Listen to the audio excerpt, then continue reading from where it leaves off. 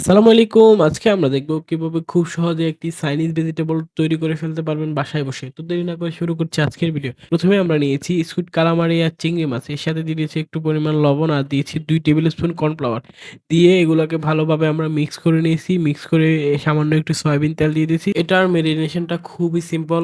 তারপর আমরা একটা কড়াইতে নিয়ে নিয়েছি পরিমাণ মতো সয়াবিন তেল দিয়ে আমরা এই স্কুইড আর চিংড়িগুলোকে ভালোভাবে ফ্রাই করে নেব। খুব বেশি ফ্রাই করা যাবে না, আবার এগুলো রাবারি হয়ে যাবে। যেহেতু এগুলো সামুদ্রিক মাছ। তারপর আমরা এগুলোকে এক, এক করে তুলে নেব।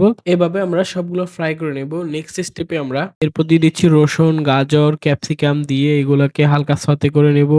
তারপর দিয়ে দিচ্ছি বাঁধাকপি এবং টমেটো। এগুলো আপনারা আপনাদের পরিমাণ অনুযায়ী দিয়ে দিবেন। এবার এগুলোকে হালকা সতে করে তুলে নেব। এবার দিয়ে দিচ্ছি পানি। পানি দিয়ে পানিগুলোর মধ্যে আমরা দিয়ে দিচ্ছি হোয়াইট পেপার, দিয়ে দিচ্ছি ম্যাগি সস, তারপর দিচ্ছি আমরা কিছু পরিমাণ সুগার। আর দিচ্ছি ১ টেবিল স্পুন ফিশ সস আর কিছু গার্লিক ফ্রাইড।